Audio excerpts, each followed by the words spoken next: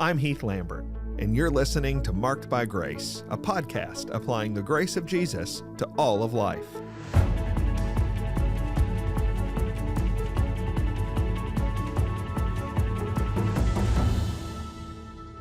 Today on the podcast, I want to talk about a really sensitive topic. I want to talk about a really controversial topic, a truly hot topic on the podcast this week. I want to talk to you about your coffee. And I want to ask you a very sensitive and a very controversial question. And the question is, have you mastered coffee, or has coffee mastered you? In your relationship with coffee, who is in charge?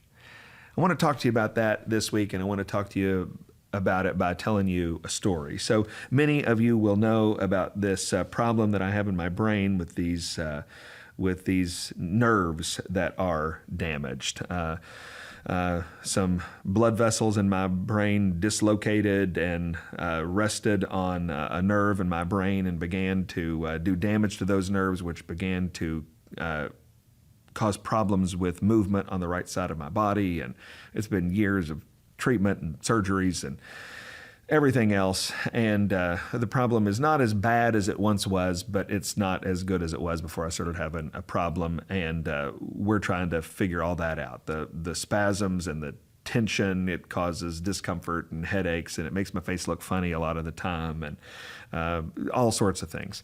As we have tried to figure out how to manage symptoms that are at this point still ongoing, one of the things that my wife Lauren was doing was reading online about some things that we could do to try to help out with diet and that kind of thing. And there isn't much, but one of the things that she did was she came across an article that talked about limiting your caffeine intake. Caffeine is, of course, a drug. It is a stimulant. It causes your nerves to engage in overactivity.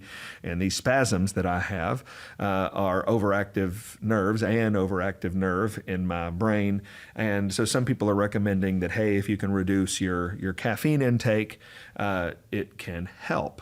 Now, I will just fast forward and let you know that I did cut caffeine completely out, and I cut it out for months, and there was absolutely no change in the problem with my nerves. So I'll just let you know in advance that this isn't going towards a happy ending on the problem with the nerves in my brain. But let me tell you the story about when I quit caffeine. I didn't know enough to know that you need to wean yourself off. I wasn't thinking that hard about it. I was like, I'll just quit. And so the day after Christmas, I believe, I said, okay, this is going to be my first day with no caffeine, and I cut it out. No coffee in the morning, no soda in the afternoon, no tea, no nothing. I cut out caffeine, and by lunchtime, I felt horrible. I felt completely sick. It was Christmas time. I was on a little vacation, but if I had not been on vacation, it's one of those deals where I would have had to have left work. I felt terrible. I thought something had a hold of me. And as I was talking with my wife, I realized I am having caffeine withdrawals. So I thought about putting a little bit in my system, but I thought, well, no, this stinks enough. I've already gotten this far. I'm going to just keep going.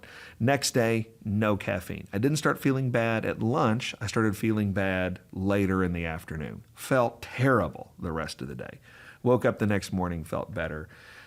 That day, I made it to dinner before I started feeling terrible. And the next day, I made it to bedtime before I started feeling terrible. And the next day, I had fully weaned myself off caffeine and was feeling better.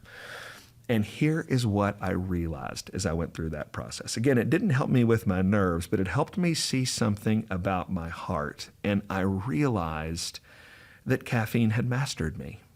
I realized it had mastered. I didn't know it. I didn't even know that I was guilty of some sin. That wasn't it at all. It's just that I had had this quiet little master sneak into my life and begun to control me. It had begun to control me. And the reason that's a problem is because 1 Corinthians chapter 6, verse 12 says, all things are lawful for me, but not all things are helpful. All things are lawful for me, but I will not be dominated by anything. What the Apostle Paul seems to be doing here is he's giving quotations. He's quoting things he's heard. All things are lawful for me. All things are lawful for me. This is the word on the street that he's heard. Hey, Christians are free. We have Christian liberty. We are not bound to anything other than the law of Jesus Christ. Of course, we have to do everything Jesus tells us to do, but we're free from every other law. And so the clearest example of this in the New Testament is you can eat pork if you want. Christians are not under Jewish dietary laws. Christians don't keep the Sabbath laws and the ceremonial laws that were required of Jewish people. Jesus Christ, through his life and his death and his resurrection, have set us free from those kinds of things. And so we are free. All things are lawful for me. I can do anything I want that is within the law of Christ and the law of love. And the Apostle Paul seems to be saying, yeah, that's out there, and that's true as far as it goes. But what he does is he puts a qualifier on that. All things are lawful for me, you say, but here's the other part of that. But not all things are helpful. There are all sorts of things that aren't illegal for a Christian that aren't helpful.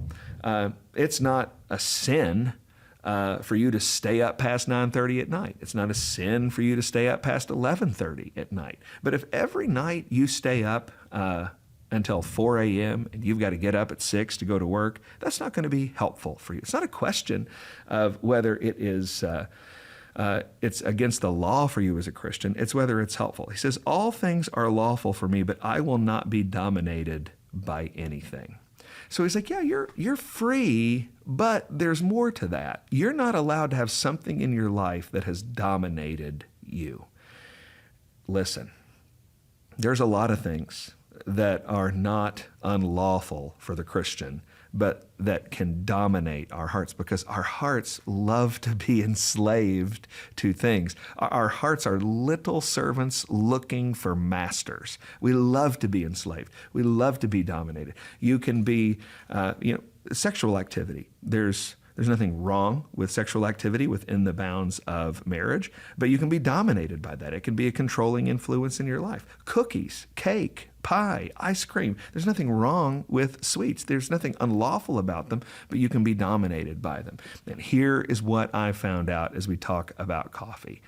I found out I had been dominated by coffee.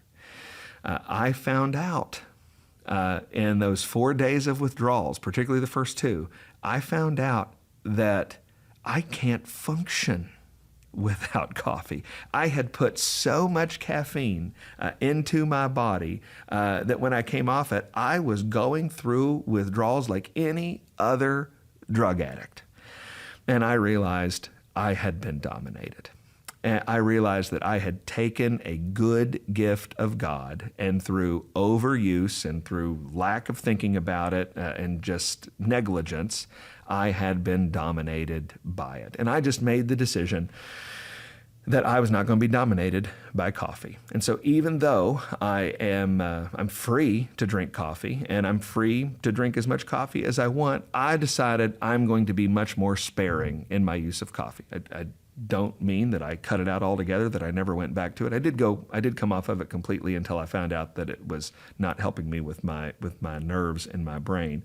But after that, I have gone back to it, but only sparingly. I might have a cup every couple of days. I might have several cups in a week, but I'm not having it every day. I'm not depending on it to get me going in the morning. I'm not depending on it for that boost of just joy and energy in the morning. And the same thing with sodas and other things, because I don't want to be dominated. I don't want to be addicted. Maybe coffee has dominated you, not in the caffeine sense. Maybe you've been dominated by spending too much money on it, by longing for it too much in the morning or in the afternoon. Maybe caffeine has dominated you in your prissy preferences about the kind of coffee that you'll drink, and you've been a coffee snob, and you're known more for your snobbishness about coffee than you are for the love of Jesus Christ. The reality is this wonderful, kind gift of God's grace called coffee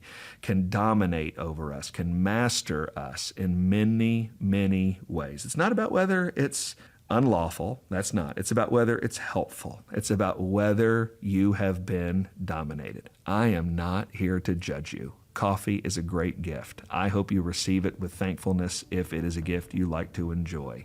I'm just here to ask you a question based on the authority of the Word of God and the grace of Jesus Christ. And the question is, coffee, has it mastered you?